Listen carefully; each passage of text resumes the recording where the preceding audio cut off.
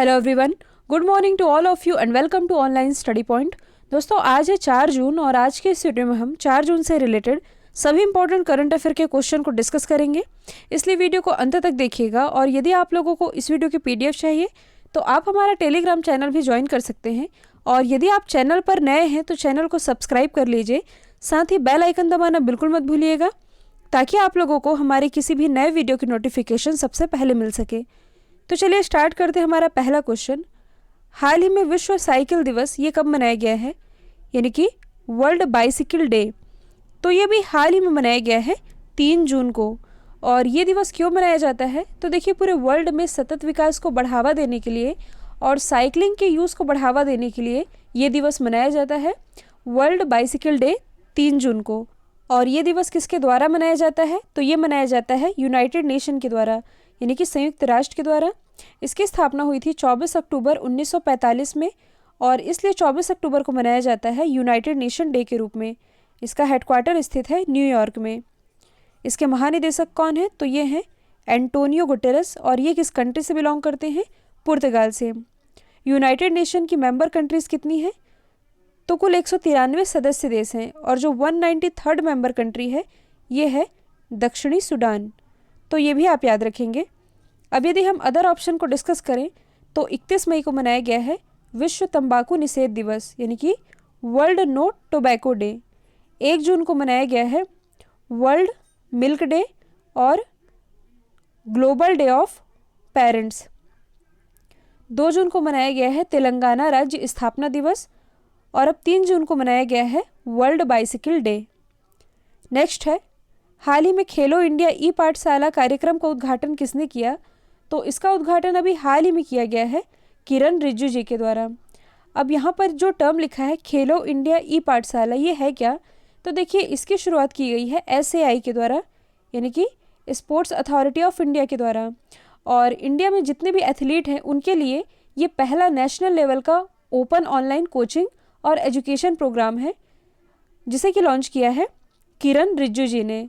किरण रिजिजू जी की यदि हम बात करें तो ये प्रेजेंट टाइम में हमारे केंद्रीय युवा कार्य और खेल मंत्री हैं और इनकी कॉन्स्टिट्यूंसी क्या है, अरुणाचल वेस्ट।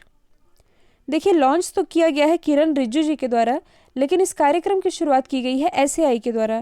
तो इसके बारे में जान लेते हैं। स्पोर्ट्स अथॉरिटी ऑफ इंडिया, इसकी स्थापना की गई थी 1984 में, हेडक्वार्टर स्थित है दिल्ली में। और प्रेजेंट टाइम में इसके जो डायरेक्टर जनरल हैं इनका नाम क्या है, संदीप प्रधान। और 2 दिन पहले मैंने आप लोग बताया था जो संदीप प्रधान है इनका कार्यकाल अभी हाल ही में 2 वर्ष तक के लिए बढ़ा दिया गया है। तो ये भी आप याद रखेंगे। और अभी तक यदि आप लोगों ने ऑनलाइन स्टडी पॉइंट के GK ब्रह्मास्त्र PDF को परचेस नहीं किया है तो इसे आप परचेस कर सकते हैं। इस मास्टर PDF में हिस्ट्री, पॉलिटी, जियोग्राफी, इकोनॉमी और करंट अफेयर के सारे टॉपिक कवर कराए गए हैं जो कि आपके आगामी किसी भी एग्जाम के पॉइंट ऑफ व्यू से इम्पॉर्टेंट है। नेक्स्ट है, हाल ही में इस्पात मंत्रालय में नए सचिव का कार्यभार किसने संभाला है, तो इस्पात मंत्रालय में नए सेक्रेटरी बन गए हैं प्रदीप कुमार त्रिपाठी। जो प्रदीप कुमार त्रिपाठी है ये जम्मू कश्मीर कैडर के IAS ऑफिसर हैं। अच्छा, ये तो बने हैं इस्पात सचिव। हमारे इस्पात मंत्री कौन है, तो ये हैं धर्मेंद्र प्रधान। तो इनका नाम भी आप याद रखेंगे। अब यदि हम अदर ऑप्शन को डिस्कस करें तो हाल ही में जो अरुण सिंघल है ये बनाए गए हैं FSSAI के नए CEO, यानी कि food safety and standard authority of India.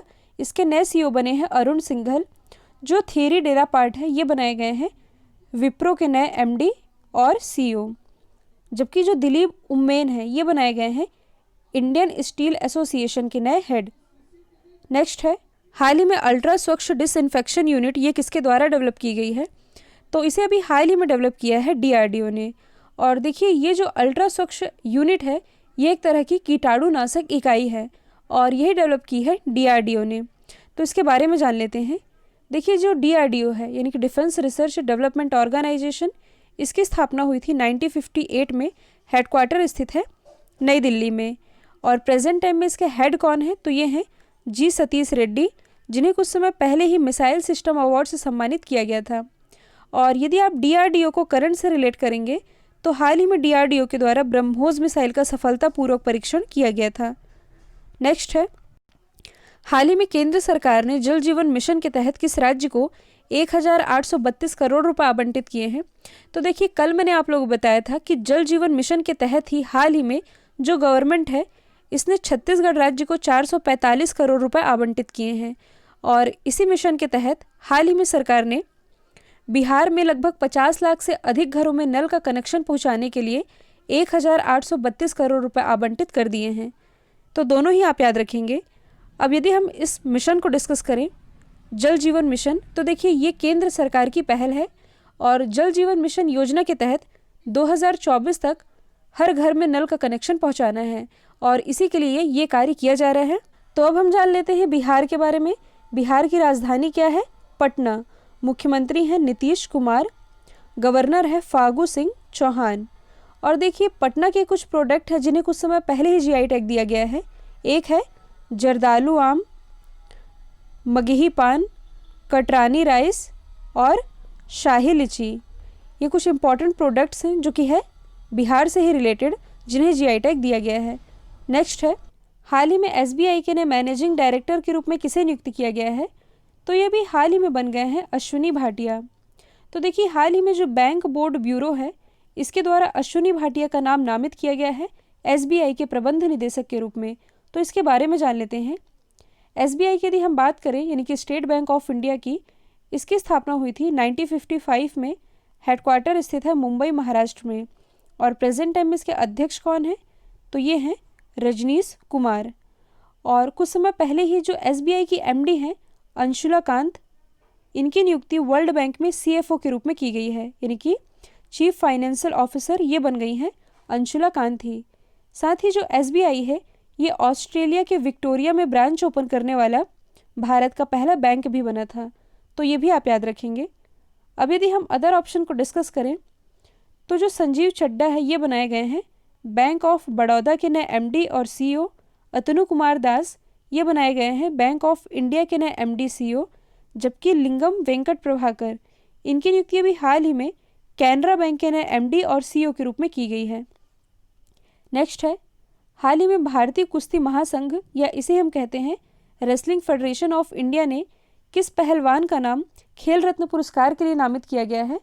तो देखिए, ये नामित किया गया है विनेश फोगाट और रानी रामपाल का नाम, यानी कि बोथ ए एंड सी। तो वन बाय वन हम दोनों के ही बारे में डिस्कस कर लेते हैं। तो सबसे पहले यदि हम बात करें विनेश फोगाट की, तो आप सभी जानते हैं ये है एक पहलवान जो कि बिलोंग करती है हरियाणा से। और जो विनेश फोगाट है ये 53 किलोग्राम की कैटेगरी में वर्ल्ड रैंकिंग में तीसरे स्थान पर हैं। साथ ही टोक्यो ओलंपिक जो कि नेक्स्ट ईयर होने हैं जापान की कैपिटल टोक्यो में, और टोक्यो ओलंपिक 2021 में क्वालिफाई करने वाली ये भारत की पहली एथलीट भी बनी थी। अब यदि हम बात करें रानी रामपाल की, तो देखिए जो रानी रामपाल है ये भारतीय महिला हॉकी टीम की कैप्टन है और कुछ समय पहले ही इन्हें एक अवार्ड दिया गया था world games athlete of the year, यानी कि ये एक खिताब है और world games athlete of the year award पाने वाली ये दुनिया की पहली हॉकी खिलाड़ी बनी थी रानी रामपाल, इसलिए इनका नाम भी आप याद रखेंगे। अच्छा, विनेश फोगाट और रानी रामपाल इनका नाम नामित किया गया है खेल रत्न पुरस्कार के लिए। इसी क्रम में जो साक्षी मलिक हैं, साक्षी मलिक का नाम नामित किया गया है अर्जुन पुरस्कार के लिए। अब यहाँ से इम्पॉर्टेंट है WFI यानी कि रेसलिंग फेडरेशन ऑफ इंडिया, इसका हेडक्वार्टर कहाँ स्थित है? नई दिल्ली में। और प्रेजेंट टाइम में इसके अध्यक्ष कौन है? तो ये है वृजभूषण शरण सिंह। नेक्स्ट है, हाल ही में भाजपा दिल्ली के नए अध्यक्ष कौन बने हैं? तो देखिए अभी तक भाजपा दिल्ली के अध्यक्ष थे मनोज तिवारी, लेकिन इनका स्थान अब ले लिया है आदेश गुप्ता ने, और आदेश गुप्ता ये बन गए हैं भाजपा दिल्ली के नए अध्यक्ष। इसी क्रम में हाल ही में छत्तीसगढ़ भाजपा के भी नए अध्यक्ष बने हैं, ये बने हैं विष्णुदेव साय, जिन्होंने स्थान लिया है विक्रम उसेंडी का। यहाँ से इम्पॉर्टेंट है दिल्ली, तो देखिए दिल्ली ये स्थित है यमुना नदी के किनारे। मुख्यमंत्री हैं अरविंद केजरीवाल, लेफ्टिनेंट गवर्नर है अनिल बैजल, और भारत का पहला वॉर मेमोरियल ये स्थापित किया गया है दिल्ली में ही। कल मैंने आप लोगों को बताया था ऑपरेशन सील्ड के बारे में और 5T प्लान के बारे में। ये दोनों ही पहल है दिल्ली गवर्नमेंट की कोरोना वायरस से लड़ने के लिए। नेक्स्ट है, हाल ही में रसायन और पेट्रोकेमिकल्स विभाग के नए सचिव कौन बने हैं? तो ये भी हाल ही में बन गए हैं आर के चतुर्वेदी। और आर के चतुर्वेदी इन्होंने किनका स्थान लिया है? इन्होंने रिप्लेस किया है राघवेंद्र राव को। यदि हम बात करें आर के चतुर्वेदी की, तो ये 1987 बैच के मध्य प्रदेश कैडर के आईएएस ऑफिसर हैं और अब यही बन गए हैं रसायन और पेट्रोकेमिकल्स विभाग के नए सचिव। देखिए, यदि हम बात करें इस विभाग की, यानी कि रसायन और पेट्रोकेमिकल विभाग की, तो इसकी स्थापना की गई थी 1991 में और ये विभाग रसायन और उर्वरक मंत्रालय के अंतर्गत आता है। रसायन और उर्वरक मंत्रालय यानी कि केमिकल एंड फर्टिलाइज़र मिनिस्ट्री के अंतर्गत। और प्रेजेंट टाइम में हमारे केमिकल और फर्टिलाइज़र मिनिस्टर ये हैं कौन? तो ये हैं डीवी सदानंद गौड़ा। और धर्मेंद्र प्रधान कौन है? तो ये तो हैं पेट्रोलियम मिनिस्टर। नेक्स्ट है, हाल ही में फिनलैंड में भारत के नए राजदूत कौन बने हैं? तो देखिए, मैंने आप लोग बताया है कि जो नॉन कॉमनवेल्थ कंट्रीज़ होती हैं यहाँ पर नियुक्त होते हैं एम्बेसडर यानी कि राजदूत, जबकि जो कॉमनवेल्थ कंट्रीज़ होती है यहाँ पर नियुक्ति होती है हाई कमीशन की यानी कि उच्चायुक्त की। अब ये कॉमनवेल्थ कंट्री और नॉन कॉमनवेल्थ कंट्रीज़ हैं क्या? तो देखिए, कॉमनवेल्थ कंट्रीज़ यानी कि ऐसे देश जो कि कभी न कभी ब्रिटिश शासन के अधीन रहे हों, ये कहलाती है कॉमनवेल्थ कंट्रीज़, और जो अधीन नहीं रही हों ये कहलाती है नॉन कॉमनवेल्थ कंट्रीज़। तो हाल ही में फिनलैंड में इंडिया के नेक्स्ट एम्बेसडर बन गए हैं रवीश कुमार, और रवीश कुमार इन्होंने रिप्लेस किया है वानी राव को। और जो रवीश कुमार हैं ये 1995 बैच के आईएफएस ऑफिसर हैं। तो यहाँ से इम्पॉर्टेंट है फिनलैंड। आप मैप में देख सकते हैं फिनलैंड ये स्थित है यूरोप महाद्वीप में। यहाँ की राजधानी क्या है? हेलेंस्की। करेंसी है यूरो।